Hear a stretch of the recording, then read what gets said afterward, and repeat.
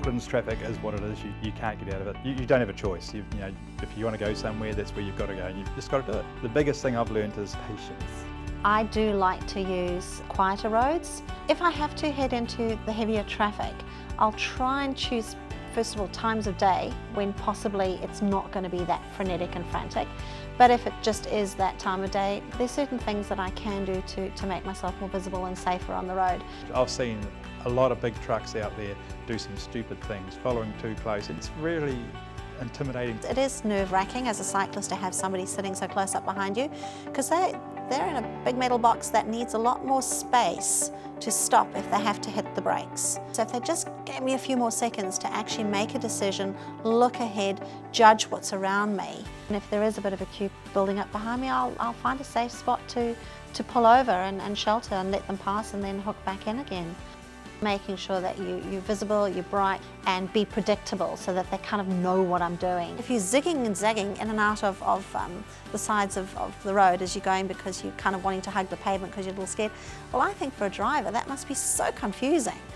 You know, is that person pulling over? Are they pulling out? What are they doing? You know, it's not predictable. So I ride that little bit further out. By being that little bit further out, I don't have to duck and dive around all the stuff that is on the road or parked cars, things like that. When you're driving in your car, you just drive over things. You don't feel the tin can that you drive over or the pine cone that's fallen off the tree. So riding just that little bit further out, giving yourself that little bit of a buffer of space away from all that rubbish means that you don't have so many things that can trip you up.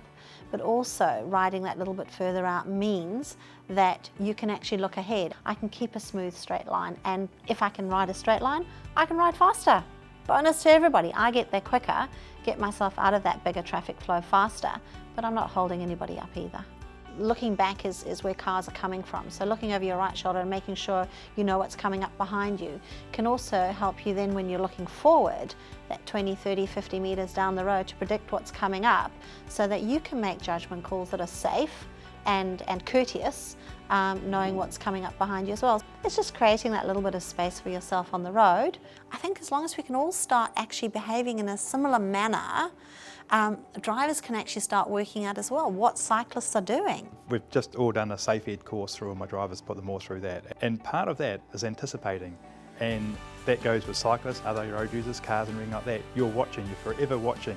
What are they doing? How can I keep going? What can I do here? Your head does not stop. You're looking sideways, backwards, mirrors, constantly. It's better for the truck to hold back than the cyclist. We don't know where the cyclist is going. Sometimes they indicate, sometimes they don't. You pull up to an intersection, they can go anyway. And if I'm driving along and I see a cyclist coming up towards it, I'll hang back. Then I know where he is the whole time.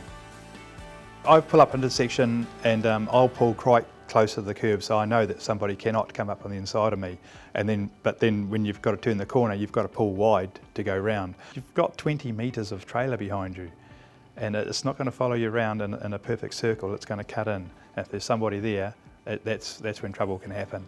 I do get cyclists come up on the inside and they'll stop in front of me, and sometimes I've just been lucky that I've seen them. You were quite high up, and on the left-hand side by the passenger's door, it's a blind spot. You can't see if somebody's there or not. I really love that signage on the trucks, if you can't see my mirror, I can't see you. And that is so true, because there's so many blind spots, particularly on the bigger vehicles. So hold back.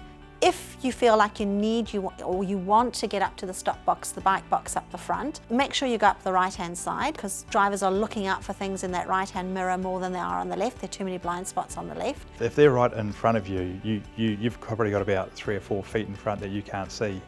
Unless you're leaning over the steering wheel and looking down. Eye contact is probably one of the most important visual things.